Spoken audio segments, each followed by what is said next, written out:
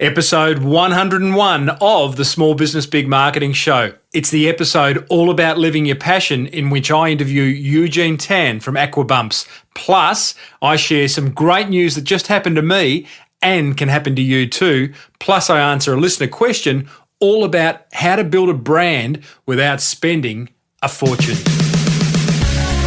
Welcome to the Small Business Big Marketing Show, where successful small business owners share their secrets to take your marketing to the next level. Now here's your host, Tim Reid. G'day everyone, and welcome back to episode 101, that's 101 of Australia's number one ranking small business marketing show. I'm your host, Timbo Reid, and it is an absolute pleasure to have you, yes you, the motivated small business owner, along for what promises to be another episode full of marketing gold, brought to you by the very good folk at netregistry.com.au. And also I welcome everyone from the Flying Solo community as well. Now, 101, guys, 101. I don't know if you've read the book 1984 by George Orwell, but Room 101 was the room where your worst fear became a reality. It's always stuck in my mind, that book. Don't know why. Great book. Probably a marketing lesson or two in there as well. But I always thought that if I was sent into room 101, and I'm giving away, here we go, my greatest fear, guys, being tied down and tickled. That would be my fear when I walked into room 101. Anyway, enough of that. Don't know why I shared with you, only because 101 seems to be a relevant number in my mind. Hey, big episode today. Want to share with you something fantastic that just happened to me. Just hung up the phone, but just before I hit the record button for this episode, want to answer a listener question about building awareness, and I have a fantastic guest for you who is living the dream, living the La Vida Loca, as I think Ricky Martin sang many years ago. So let's talk about what just happened to me. I got a phone call last week from a speakers bureau, an agent at a speakers bureau, wanting me to do a big event, a nine event keynote speaking engagement. That's what it was. Not one, not two, not three, but 9 different speaking engagements across about a 5-day period. It's quite a big job. Fantastic opportunity for me on many levels. When I asked the agent how they found me, how they came across me, they said, drum roll, every search they did around some keyword terms in regards to small business marketing, I kept on popping up. So they thought, he must be doing something right. Plus, I've got some information on my websites about my speaking abilities around marketing. And the next thing I know, I get this fantastic engagement. I got it confirmed just before I hit the record button. So I'm very excited about that. I'm telling you that because I am going to continue to beat the drum of creating rich, useful content for your prospects. Okay? I can't stop beating it. It is so important. Think of yourself as a publisher of good quality information, and you should be able to finish that sentence by now because I've said it enough, and not a pusher of sales messages. We've all been guilty of the big hard sell. Instead, create good quality information. Go back to some of the past episodes. Go back to the Andrew Griffiths episode about how to create killer content. Go back to the interview I did with Lloyd from Big Richard Condoms and hear about video marketing as great content. But create content, guys. That is the message, absolutely. So very excited about that.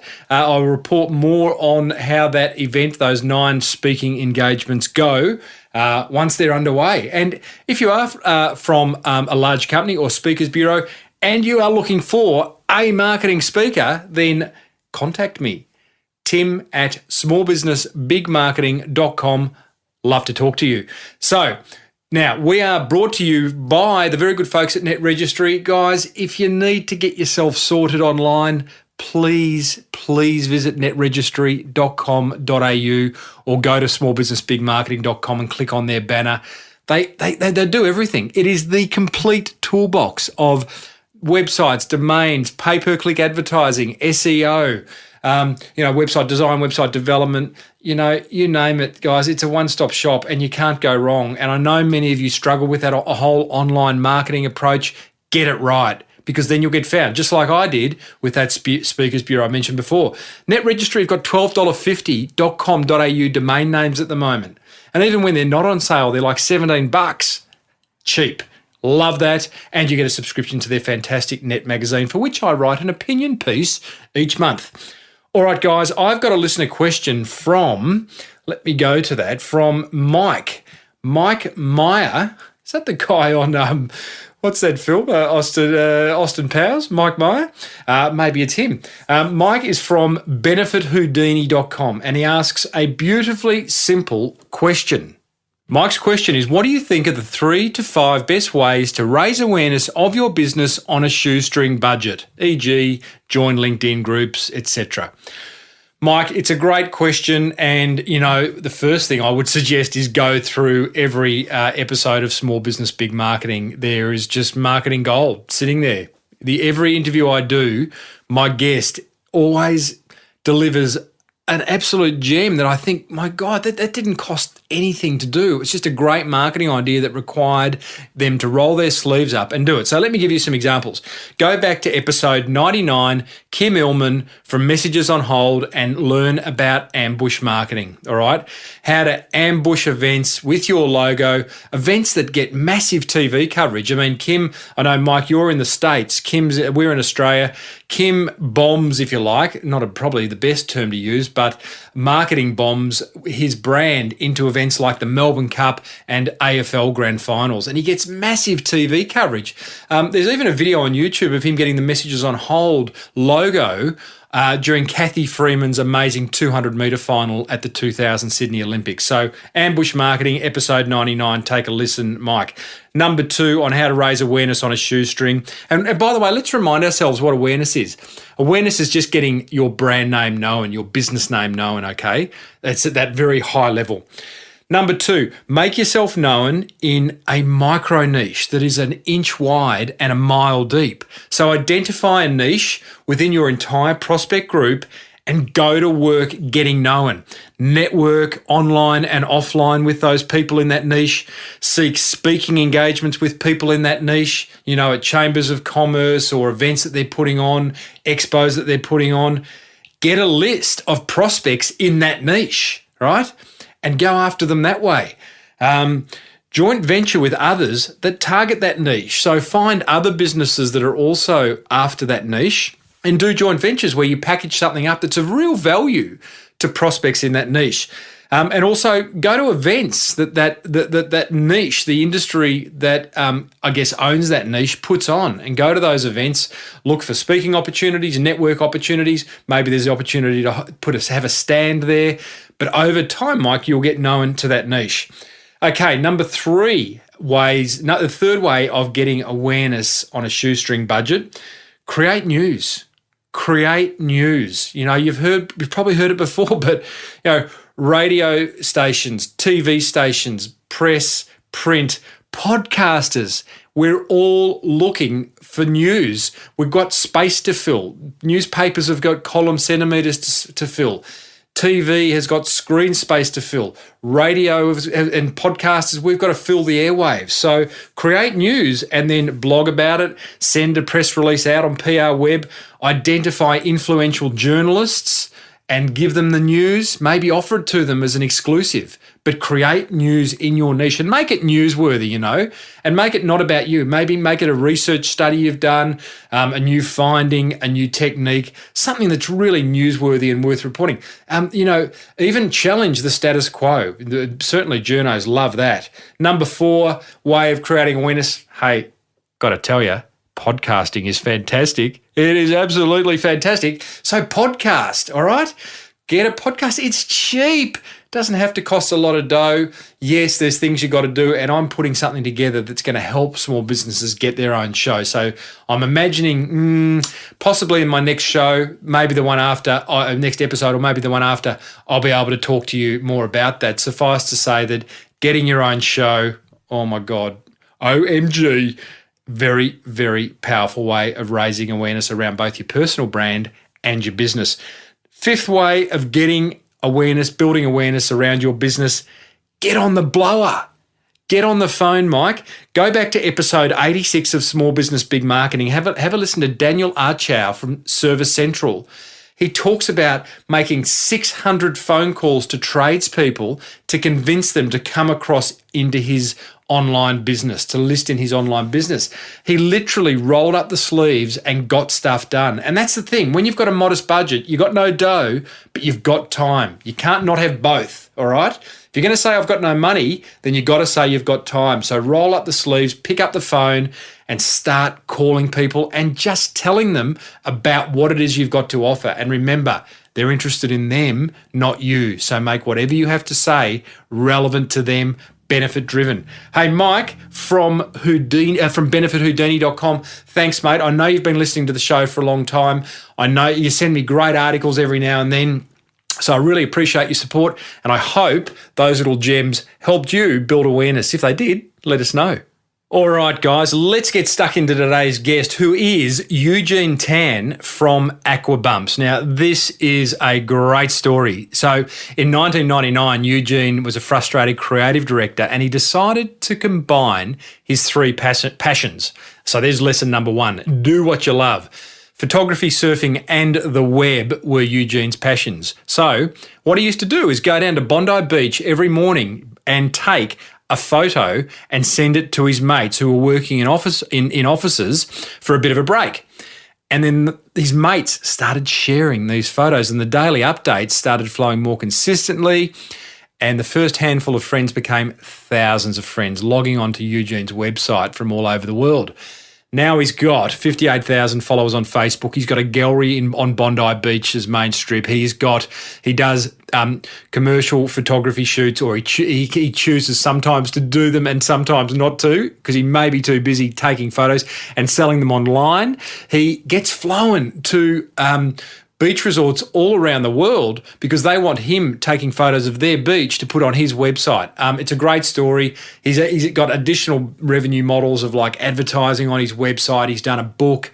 It's just a fantastic story of living your dream. He's a great fellow. One of my listeners suggested I contact him for an interview, so thank you to whoever that was. It was a number of months ago now. So go and whack the boardies on, the thongs, a bit of slip, slop, slap sunscreen, a bit of Hawaii music in the background, and enjoy this interview because it is a wonderful story of living your passion.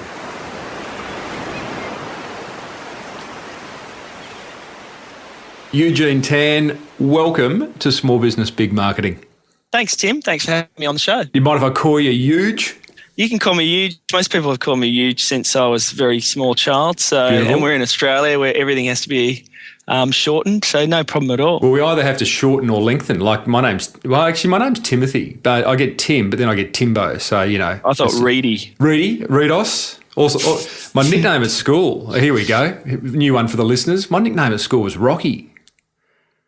Yeah. Oh, you fit. What's that? Good fighter. I wasn't actually. Maybe the reason. Hey, Huge. Now, thanks for joining us, mate. First question, what's the strangest thing you've photographed since starting in 1999? I've photographed a lot of strange things. Being at Bondi Beach, things tend to happen down there because it's such a popular city beach. Strange things, nude people. Yep. One morning I rocked up. People like to get nude in summer down at Bondi Beach. I saw a pyramid of nude people. It was about 10 guys. You know, they made a human pyramid. Yep. They were on their hands and knees, and there was a girl nude on the top. That was probably the strangest thing.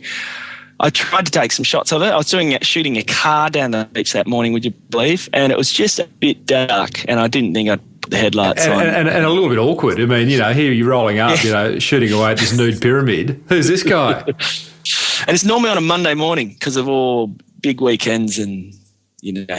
You would see a lot, I imagine. There's a whole book and stuff that you would see. I know you've already got a book you've published on beautiful photographs, but there's probably another book in kind of the weird. Yeah, the quirky things. It's just all the tourists. They're actually very amusing because it's a party town in summer here. Yeah, I bet it is. So, mate, Aquabumps, as a listener suggested I get in contact with you, it'd be a great interview, interesting story. How did Aquabumps start? Well, it started by a passion, a passion for surfing and photography. Yep.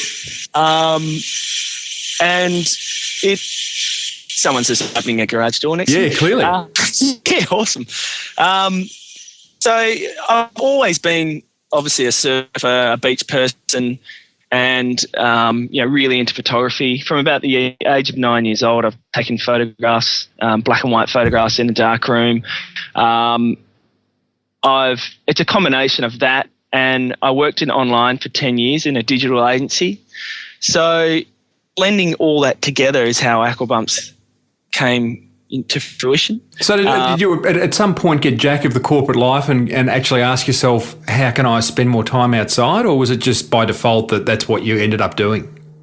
Well, I got jack of it, basically. Going to the city, I lived on the beach, going to the city, away from the beach was killing me. I was thinking, geez, I live right across the road and I spend very little time in the beach because I'm always working. I had a busy job. I was a creative director at a digital agency.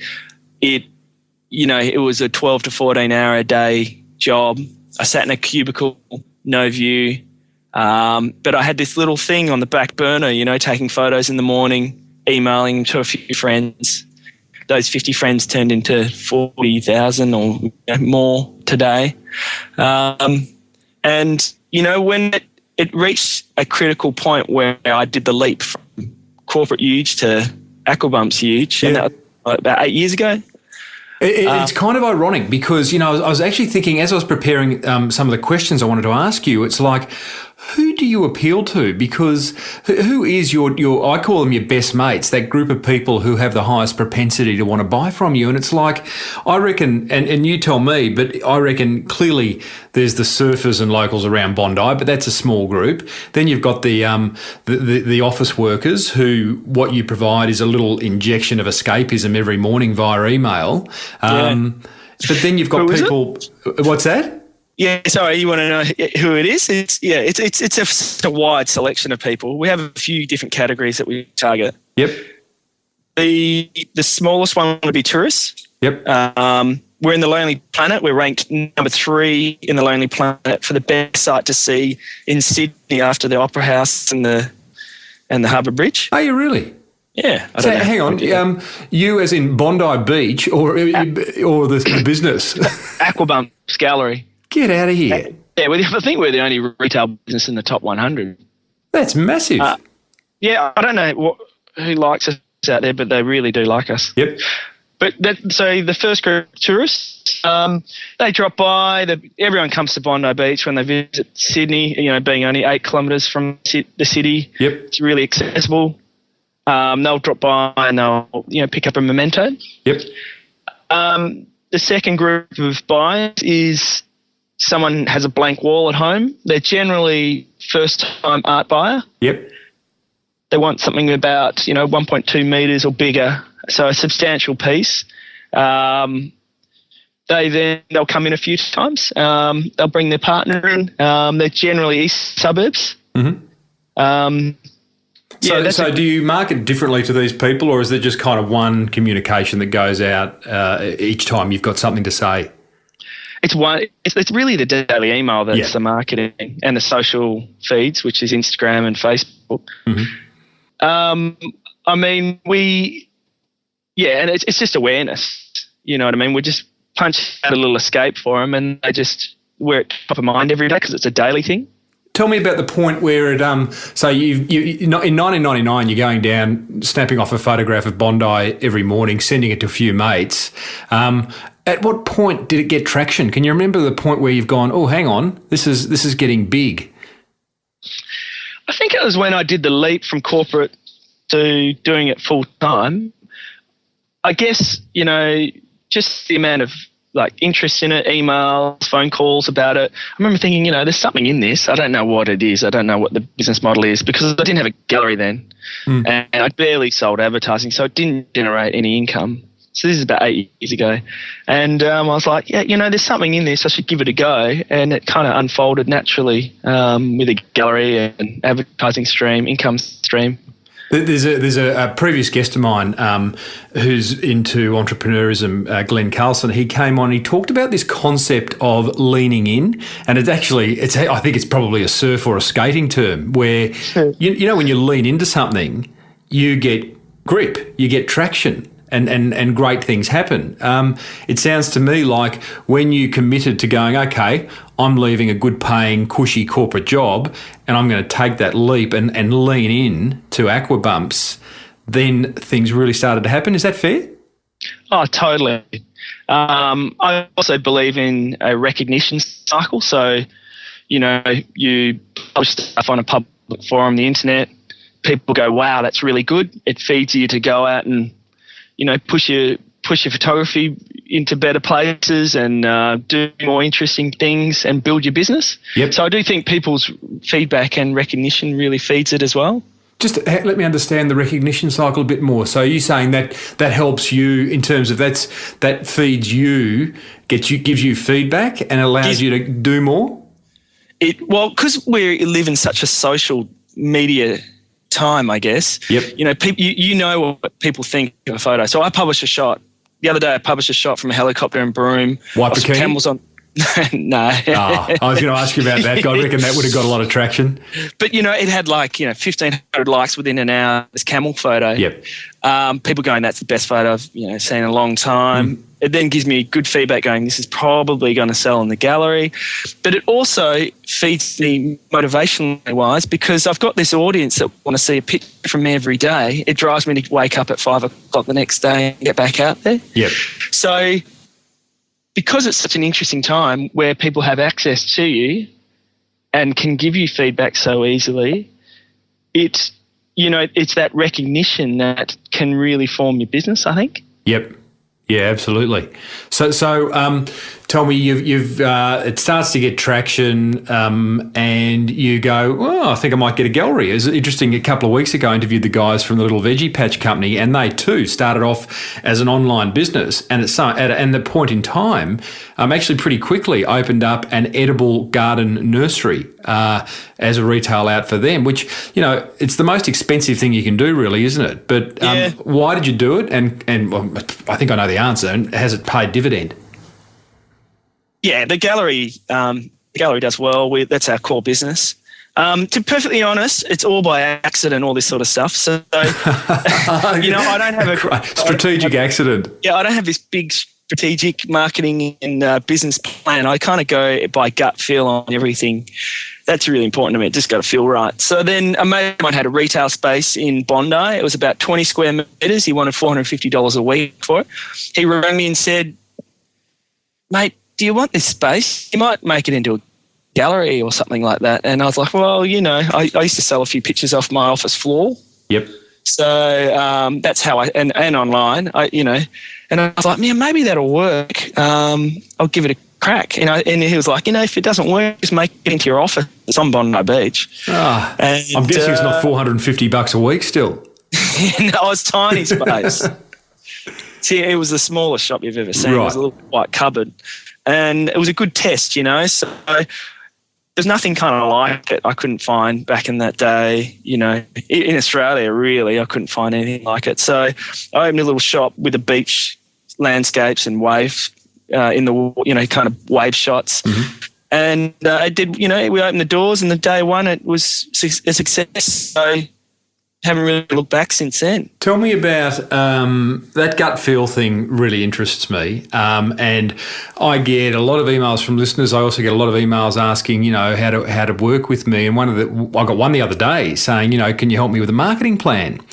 And you know what? As a marketing guy, I'm not into marketing plans. No. I too, and I don't know whether that's right or wrong. It's right for me. I sort of internally refer to myself as an emotional marketer. I do what feels right. You too. So the gut feel. I mean, there wasn't a lot of downside to $450 a week rental on a shop in Bondi, but obviously you make all your business decisions around gut feel.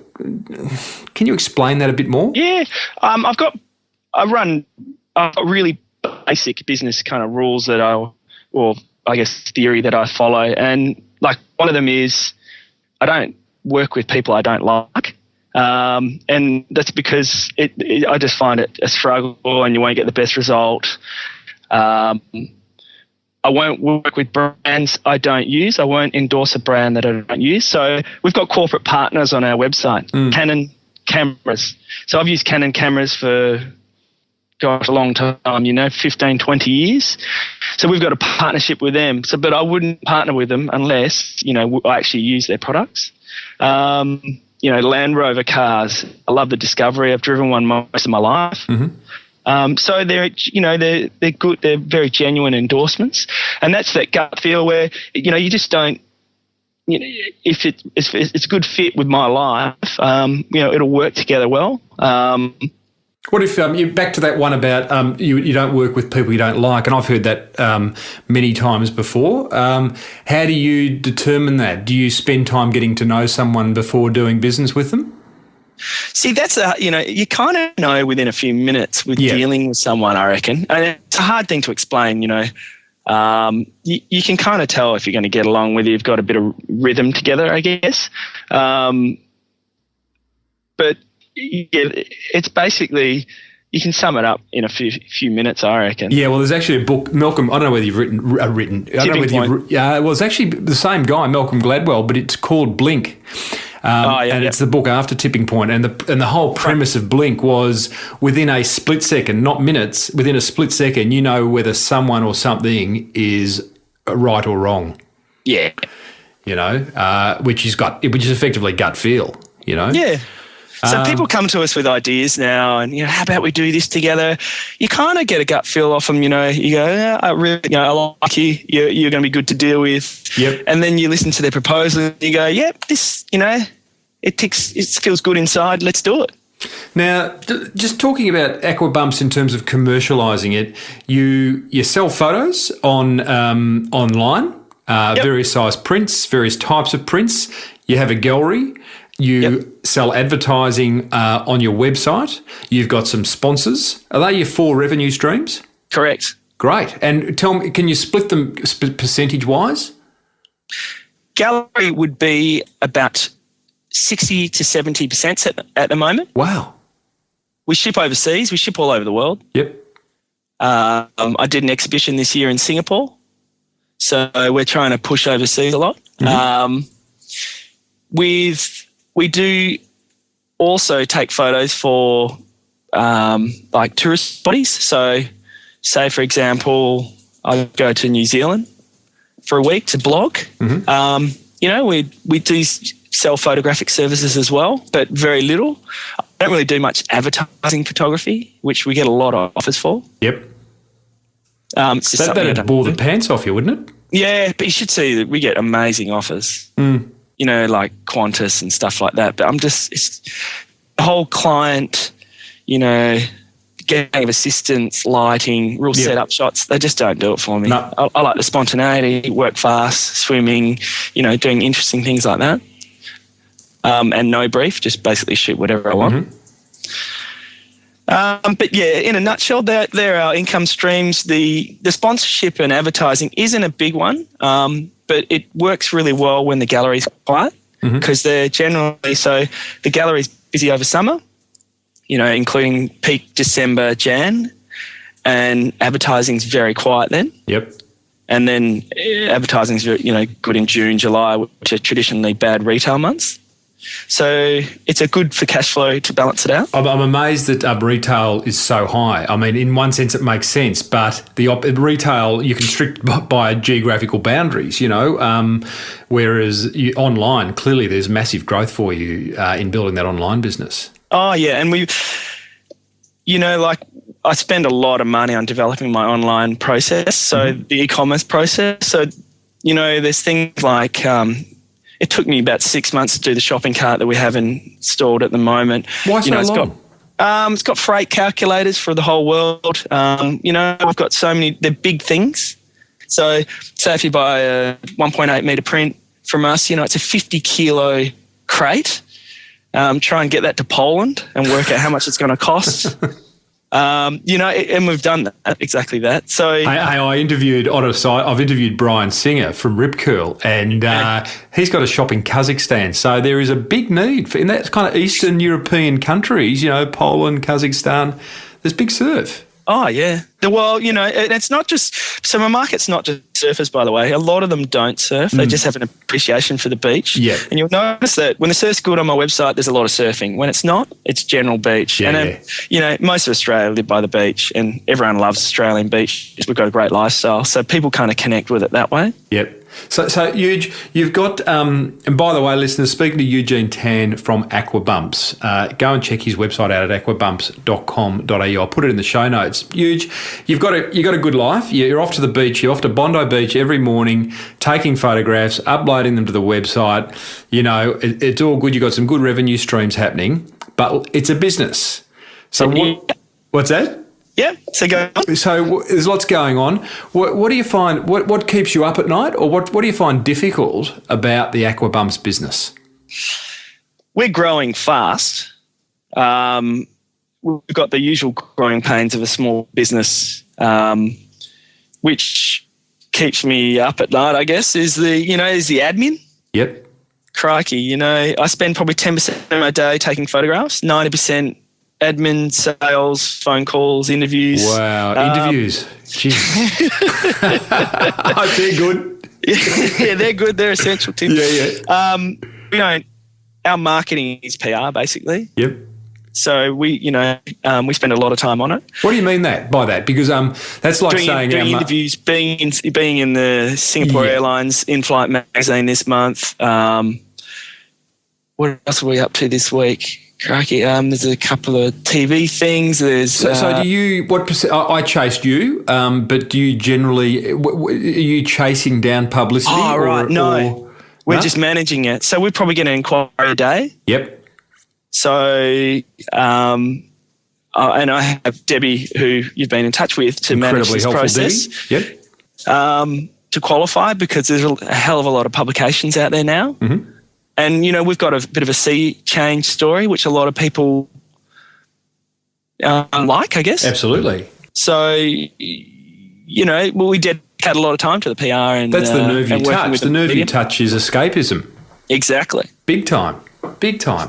So that's good. So you chase the PR, you filter it, and effectively, I mean, outside of putting a rate to your time to do that PR, marketing isn't costing you a lot of dough. No, well, in terms of, I classify marketing as actually doing the blogging, the free, because it's free, everything, all the content's free, and the social media. That can be about 6 to 7 hours a day. Really? Oh, yeah. Shooting takes about 1.5, 2 hours. Uploading's about 1.5. Facebook, you got to comment. I try and get back to as many questions as I can. So you're doing it all. Eugene Tan is doing all the Facebook, all the whatever else. You got Instagram going on. You got Facebook going. Facebook. They're our main ones. Mate, you've got to be all over Pinterest, surely. Yeah. I haven't got hot on Pinterest. I'm super hot on Instagram. As in, my focus is on it. You just grow so fast on there. Tell me about that. You're the first guest to come on and say Instagram is a great channel. How do you use it? What do you do with it? I put probably a shot taken that day on there in the morning. I'd probably put 3 to 4 shots on there during the day. Just random shots from my archive. Yep. It creates a lot of awareness. Instagram, I feel like you've got them captivated. They're not distracted with too much stuff. They're probably sitting on a bus or waiting for a coffee. Buster Bondi. Hello Midnight Oil. Great song. Yeah, you've got them, and they're really engaging. So we've only got like 4,000 people on Instagram. We've only been doing it a few weeks, but we can get like 400 likes on a shot. Yeah, right. Now that's a big percentage, so they're really engaged. I'd be interested. It'd be really interesting to test Pinterest because they're similar beasts in the sense that they're very visual kind of social channels. I guess that's you've hit it on the head there. It is just about photos. Yeah. And if 10 years ago, if you told me I could get a free app that's going to deliver to a network of millions of people, I'll just be going, there's no way they'll give that away for free. That's exactly how I feel about podcasting. I mean, 7 years ago when I tripped over podcasting, I've gone, hang on, you mean any business? And I was working in advertising at the time too. Actually, yes, I was. Yeah, back then, just finishing my advertising career, and I knew what things I knew what things cost. To get your own show, a small business, any business to have their own show is amazing. Likewise for you, the ability to have a distribution channel that sends it out to thousands, if not tens of thousands, it's incredible. Well, I mean, picture this. So it's the year's 1999. There's no Flickr, Facebook, no social channels. I worked in a digital agency. They made an email bulk engine in the 90s for a big law firm. They paid, I think, a lot, 400,000 or 500,000 to send emails to a group of people, right? So then, I worked on the interface for it, and I was like, geez, this is interesting. Maybe I'll start punching out some pictures from the beach. And I asked the boss, can I copy the software? And he goes, yeah, just if, not commercial, no problem. So you couldn't just subscribe to an online hosted solution, and you had to have the actual software on a server. It took, 8 months to develop for a team of people. So this was pretty cutting edge stuff. So to get into the market of sending email newsletters in the 90s, you needed a few $100,000. Now you can get it for free. Absolutely. The marketing world has changed, and there's no such thing as a free lunch. You either pay or you invest hours. What you're doing is investing. I'm surprised it's 6 to 7 hours a day, but clearly you're getting the returns for that. And, it's not costing you a lot of, it's not affecting cash flow, if you like. Well, I mean, I don't have to be on the floor selling all day, and I've got a team of people that do that. So for me, it's a combination of I like doing it. I really like doing the social channels and the interaction with the audience. Yep. And it's that recognition that feeds me to go back out tomorrow at 5 a.m. in the freezing cold and jump in the water and shoot with my camera. Yep. Do you know what I mean? So it's the bit I do enjoy. Doing it, so I wouldn't do it otherwise. But I'd like to be shooting a lot more. Would you? Is that going to happen? So with your growth pains, what is the growth pain? Is it finding the right people to fill some of those gaps so you can get out more? It is. It's always people. It's managing all the other aspects of the business that don't interest me. Accountancy, bookkeeping. I mean, I've got people all in place now to do all this. Yep. And the team is getting a lot more experience. And how many on staff? 6. Right. There's about 4 full-timers now. And, there's 4 full-timers. There's about, actually a bit more. There's probably about 4 contract part-timers. Yep. But there's I've got people for everything, for IT, for e-commerce, and you just pull them in and out when you need them. Now, Eugene, you clearly won't be referring to your marketing plan to answer this question, but what does Aquabumps look like in, I'm going to say 5 years' time, which is a ridiculously long amount of time. Yeah, that is a long time. It's ridiculous. But what, is there a kind of vision, or do you want to keep taking shots at Bondi before sunrise? Well, I mean, there's quite a few projects in between now and 5 years. We're working on a book which is going to be summarise the last kind of decade of Aquabumps at the moment. We've already released the first book, which was a great success. But in terms of the actual business, what's it going to look like? I can see the future is there's travel. So Aquabumps is not just Bondi in the morning. It's all over the place. Yeah, right. We've been doing a pretty good job of that lately, the last couple of years. A lot of people invite us to their place, their country, the tourist bodies. Yep. So, which is awesome. I mean, you never would have thought that bloggers would have that kind of cred before. Yeah. I think growing the business, more galleries. Yep. Which is pretty obvious. So, I mean, we're a destination. People come from everywhere to come see us in Bondi, but it would make it a lot. I want to see you knock the Harbour Bridge and the Sydney Opera House off positions 1 and 2 in the Lonely Planet Guide. That would be massive. I'll give it a fair go. Give it a go. Hey, last question. Eugene, thanks so much for joining us. I always like to hear what famous people you've met in your travels, and more than many are probably going to have a list as long as your arm to reel off. But who's the most famous person you've met on your travels along Bondi? The most famous would have to be, well, maybe it's a bit more interesting if the people that have my stuff, like Elton John's got some of my artwork. Mm-hmm. Zuckerberg's got one of my books. Nice. Did either of them contact you directly, or was it one of their Dobermans? Elton John came through a concierge service when he was here. Yep. Yeah, like Sarah Murdoch just bought something the other day, Jennifer Hawkins, all these people come in and buy artwork, which is interesting. And in the morning, you don't generally see. Bit early. Bit early. Bit early for the rich and famous to be out walking along Bondi. He's always down the beach. Yeah. Hey, Euge, thanks so much for being a part of Small Business Big Marketing, mate. It's a great story. It's an enviable story. I'm sorry to hear that you're not out in the water more than you want to be, or as much as you'd want to be, I should say. But I'm sure that'll come. Thanks for having me on the show. Good on you, mate. See you, Tim. See ya.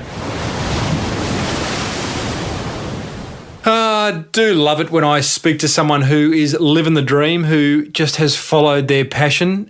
Clearly, Eugene loves what he does. Clearly, it's working for him on so many levels, not just business, but he's got a great lifestyle and he's just having a good time. One of the things that occurred to me in that interview is that whole concept of saying no, saying no to Qantas, when they want him to go and do a commercial photography job. I mean, that takes guts. But in saying no, it opens your opportunities up to things that you really want to say yes to. So I myself find it hard to say no, but I know that when I do practice it, it does work. So I encourage you maybe to have a go at saying no as well. I'd love to know what lessons you took from that interview with Eugene. If you go to the show notes, smallbusinessbigmarketing.com, episode 101, and just leave me your thoughts. What did you love about it? What are you going to apply from what Eugene shared? Would love to hear. Next week, episode 102, Andy Griffiths back in the studio, back in the hood, is going to join us to talk all things small business with me. We've got a name for those episodes and I will reveal that next week, just having the jingle produced as we speak, and really looking forward to having Andy back in front of the mic and batting out some fun marketing and business stuff. Until then, thanks so much for being part of the Small Business Big Marketing tribe. I love having you here. Love to hear what your thoughts are. So don't forget to visit the website or come and join us on Facebook. Until then, until next week, may your marketing be good marketing. See ya.